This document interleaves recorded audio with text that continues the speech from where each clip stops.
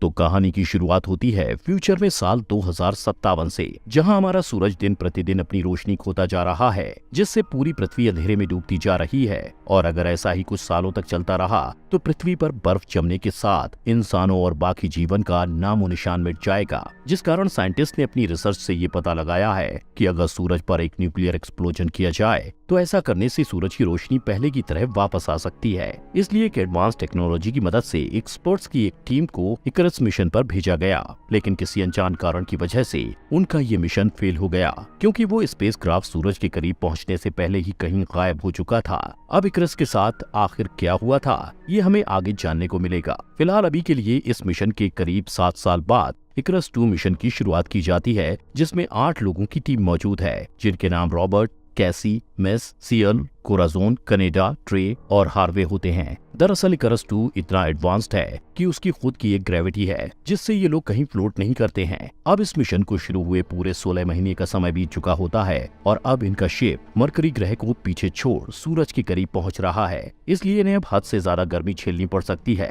शायद इसीलिए इस जगह को डेड जोन कहा जाता है, जिसमें जाने के बाद शायद कोई भी वापस ना आ पाए। इसलिए सभी लोगों को अपने प्रियजनों के लिए आखिरी संदेश भेजने का मौका मिलता है, क्योंकि यहाँ से इनका अर्थ से पूरी तरह कांटेक्ट टूट जाएगा। जिसके लिए सबसे पहले रॉबर्ट जाता है, लेकिन उसे ये समझ नहीं आ रहा था कि वो आखिर क्या बोले, इसलिए वो पूरा समय इसी में खराब कर देता है और उसकी वजह से कोई भी मैसेज नहीं भेज पाता है, जिस कारण मेस को उस पर गुस्सा आ जाता है और वो उससे लड़ने लगता है। ये देख सियल मेस से शिप के ऑक्सीजन रूम में कुछ देर के लिए जाने को कहता है, जहाँ जाने पर मेस को अर्थ पर होने का अनुभव होता है, जिससे उसका मूड ठीक हो जाता है और वो बाहर निकलकर रॉबर्ट से अपने बर्ताव के लिए भी माफी मांगता है और दोनों में सुलह हो जाती है। वहीं सियल को न जाने क्या भूत सवार हो जाता है कि वो लगातार सूरज को नंगी आंखों से काफी देर तक घूरता रहता है। दरअसल इस शिप का एआई सूरज की सिर्फ 2% रोशनी को ही अंदर आने देता है, लेकिन सियल उसे बढ़ाकर 3.2% पर सेट कर देता है। लेकिन लगातार ऐसा करने से उसके चेहरे की स्किन बाहर निकलने लग जाती है। इसी बीच जब इनका शिप मरकरी ग्रह से करीब होकर गुजर रहा होता है तो इन्हें इकरस 1 से कुछ सिग्नल प्राप्त होते हैं, जो कि असंभव सी बात थी, क्योंकि अगर उन्हें ये सिग्नल रिसीव हो रहे हैं तो इसका साफ मतलब है कि इकरस 1 में अब भी कोई जिंदा बचा हुआ है। जिस पर कोराजोन बोलती है कि ऐसा सिर्फ एक ही सूरत में हो सकता है, जब वो जिंदा बचा शख्स उसके ऑक्सीजन रूम में हो। इसलिए अब इनको ये डिसाइड करना था कि ये लोग अपने मिशन को अंजाम दें या फिर इकरस 1 तक जाएं। अब मेस इकरस 1 की तरफ जाने के सख्त खिलाफ था, क्योंकि ऐसा करने से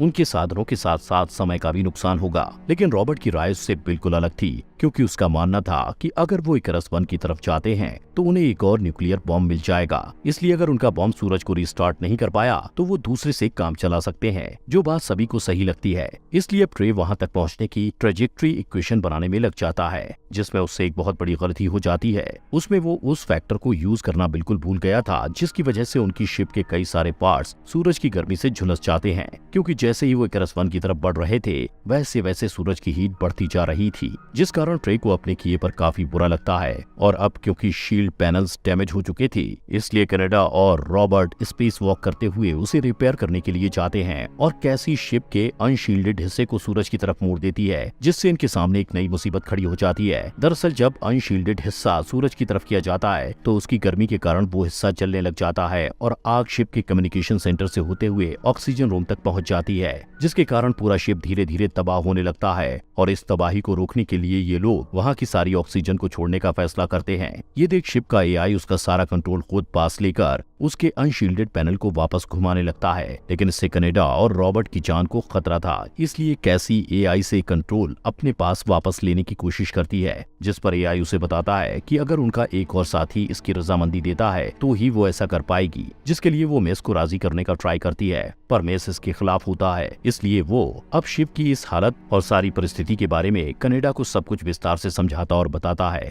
जिस पर कनाडा इस पूरी जिम्मेदारी को अपने सर पर लेते हुए वो रॉबर्ट को वहाँ से निकल जाने के लिए कहता है। फिर वो धीरे धीरे उस हिस्से को रिपेयर करने में कामयाब हो जाता है, मगर तब तक वो हिस्सा उसके साथ सूरज के सामने कर दिया जाता है, जिस कारण कनाडा सूरज की गर्मी में जलकर मारा जाता है, जिससे अभी तो इनकी जान बच जाती है, लेकिन अब इनके सामने एक नई मुसीबत खड़ी हो जाती है। दरअसल इस दौरान इन्होंने जो ऑक्सीजन बाहर निकाल दी थी। इस कारण इनके पास अब ऑक्सीजन की कमी हो गई थी, इसलिए इनको अब इकारस 1 को ढूंढना जरूरी हो गया था। दूसरी तरफ ट्रे अपनी गलती से काफी ज्यादा परेशान था, जिस कारण उसकी मेंटल कंडीशन बिगड़ती जा रही थी। यहाँ तक कि उसने कई बार खुद को मारने की कोशिश भी की, जिस वजह से सभी ने उसे एक दवा के जरिए बेहोश कर दिया। फिर हम देखते हैं कि इन लोगों ने आखिरकार इकारस 1 को ढूंढ लिया है, इसलिए मेस, हार्वे, रॉबर्ट और सियल उसके अंदर जाते हैं, जहाँ उन्हें दिखता है कि इस शिप का ऑक्सीजन रूम एकदम सही सलामत है और साथ ही यहाँ खाने पीने की चीजों की भी कोई कमी नहीं थी। लेकिन तभी इन्हें इस शिप के कैप्टन पिन बेकर की एक वीडियो देखने को मिलती है, जिसे देखकर सभी काफी ज्यादा हैरान हो जाते हैं, क्योंकि उसमें कैप्टन ये कह रहा था कि वो सूरज को कभी रिस्टार्ट नहीं होने देगा, क्योंकि उसका ये मानना है ये सब भगवान की मर्जी से हो रहा है। वो पृथ्वीवासियों को उनके कर्मों की सजा देना चाहता है। अब इस वीडियो को देखने के बाद ये लोग आगे बढ़ते हैं, जहाँ इन्हें व्यूइंग रूम नजर आता है। जिस जगह से सूरज को देखा जा सकता था, वहाँ पर इन सभी को बाकी क्रू मेंबर्स की लाश मिलती है, जो कि बुरी तरह झुलसी हुई थी, जिससे सभी को समझ आ चुका था कि पक्का किसी ने यहाँ का फिल्टर ऑफ कर दिया होगा, तभी इन सभी की ये हालत हो चुकी थी। अब इसी बीच सभी को ये पता चलता है कि किसी अनजान कारण की वजह से इकारस 1 और 2 के बीच का एयरलॉक सिस्टम ब्लास्ट हो गया था, जिसके कारण ये लोग अब वापस जा नहीं सकते थे, मतलब सब बुरी तरह फंस चुके थे। तभी मेस को आइडिया आता है कि अगर कोई यहाँ इकारस 1 में रुककर इस एयरलॉक सिस्टम को मैनुअली ऑपरेट करे तो ये सभी लोग एक साथ उसके प्रेशर के जरिए खुद को इकारस 1 से इकारस 2 तक आराम से पहुंच सकते हैं, क्योंकि भाग्य से इन्हें वहां एक स्पेस वॉकिंग सूट मिल गया होता है। लेकिन जो भी यहाँ रुकेगा उसे अपनी जान की कुर्बानी देनी होगी, जिससे सबकी जान बच सके। इसलिए इस काम को करने के लिए सियल तुरंत तैयार हो जाता है, जिसके बाद स्पेस सूट रॉबर्ट को दिया जाता है, क्योंकि वो पेलोड को डिटोनेट करने में एक्सपर्ट होता है, जिससे हार्वे को इतराज होता है, लेकिन बाद में वो मान जाता है और मेस के साथ मिलकर वो दोनों खुद को स्पेसक्राफ्ट में मौजूद इंसुलेशन को खुद पर लपेट लेते हैं। जिसके बाद दोनों रॉबर्ट को पकड़कर सियल की सहायता से इकारस 2 की तरफ लॉन्च हो जाते हैं, जिस बीच मेस और हार्वे की पकड़ छूट जाती है। लेकिन सही समय पर रॉबर्ट मेस को पकड़ लेता है और हार्वे को वो नहीं बचा पाता, जो कि खाली स्पेस में ठंड की वजह से तुरंत जम जाता है। फिर स्पेसक्राफ्ट से टकराने के कारण उसके शरीर के कई टुकड़े हो जाते हैं। तो वहीं दूसरी तरफ सियल भी जब इकारस 2 के हटने के कारण सूरज की रोशनी के एकदम सामने आ जाता है और वो अपनी मौत के इस अंतिम समय में भी सूरज को देखते हुए बुरी तरह झुलसकर मारा जाता है। इसके बाद हम इकारस 2 में कोराज़ोन को देखते हैं, जो कि अपने कैलकुलेशन के मुताबिक बताती है कि अब उनके पास सिर्फ 4 लोगों की जिंदा रहने लायक ही ऑक्सीजन मौजूद है और वो लोग 5 हैं। इसलिए अब एक और आदमी को बलिदान देना होगा ताकि ये मिशन पूरा हो सके। जिस बात को सुनते ही मेस बोलता है कि उन्हें ट्रे को मार देना चाहिए, क्योंकि उसी की गलती की वजह से वो लोग आज इस सिचुएशन में हैं। यहाँ मेस गुस्से से बौखलाकर ट्रे को मारने के लिए जाता है, लेकिन वो वहाँ पहुंचकर देखता है कि उससे पहले ही उसने अपनी जान ले ली थी। और इस बीच शिप का एआई ने बताता है कि अभी भी यहाँ पर 5 लोग मौजूद हैं और वो 5वां शख्स असल में व्यूइंग रूम में मौजूद है। इसलिए रॉबर्ट जब वहाँ जाकर देखता है तो वहाँ उसका सामना इकारस 1 के कैप्टन पिन बेकर से होता है, जो कि चोरी छुपे इनकी शिप में होता है, जिनका पूरा शरीर बुरी तरह जला होने के साथ साथ इनका दिमाग भी खराब हो चुका था, जिस कारण वो बिना बताए ही रॉबर्ट पर जानलेवा हमला कर देता है।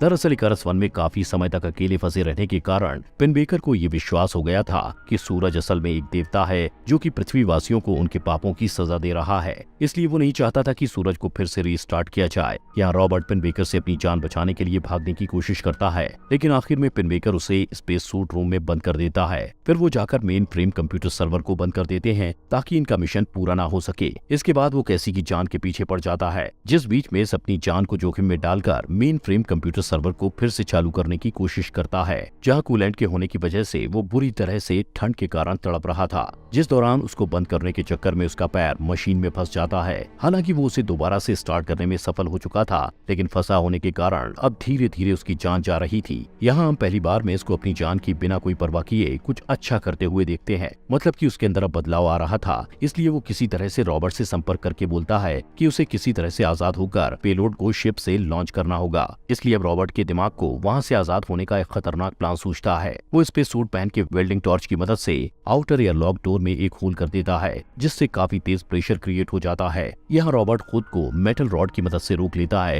लेकिन प्रेशर के कारण इनर चैम्बर में एक होल हो जाता है। फिर जल्द ही वो पूरा दरवाजा ही अलग हो जाता है, जिस दौरान हम कोराज़ोन की लाश को भी देखते हैं, जिसे जाहिर है पिन बेकर ने ही मारा होगा। यहाँ रॉबर्ट किसी तरह से खुद को बाहर जाने से किसी तरह रोककर जल्दी से पेलोड को शिप से अलग करता है। फिर वो अगले प्रोसेस के एक्टिवेशन के लिए पेलोड की तरफ बढ़ने लगता है। इसके लिए वो स्पेस सूट की मदद से सूरज को झुलसा देने वाली किरणों से होते हुए पेलोड तक पहुंचता है, जहां वो जैसे ही इग्निशन चालू करने जाता है तो वहां उसका सामना घायल कैसी से होता है। साथ ही इनके ऊपर पिनबेकर हमला कर देता है, जिस बीच इकरस 2 को सूरज अपने अंदर समा लेता है और पेलोड सहित ये लोग भी वहीं खिंचते जा रहे थे। लेकिन आखिर में रॉबर्ट किसी तरह से पिनबेकर के चंगुल से छूटकर पेलोड के इग्निशन प्रोसेस को किसी तरह स्टार्ट कर देता है, जिसके होते ही सब कुछ एकदम से रोशन हो जाता है, जो कि देखने में बहुत ही बेहतरीन लग रहा था। जैसे जैसे इग्निशन प्रोसेस सूरज की तरफ बढ़ता है, डेटोनेशन के साथ उसका न्यूक्लियर रिएक्शन चालू हो जाता है, जिस धमाके में आखिर में रॉबर्ट भी समा जाता है। पर वो सूरज को महसूस करते हुए अपनी जान देता है, जो होते ही अर्थ पर हमें रॉबर्ट की बहन को दिखाया जाता है, जो कि उसका भेजा हुआ मैसेज देख रही थी। इसी के साथ वो पृथ्वी पर सूरज की रोशनी को फैलते हुए देखती है,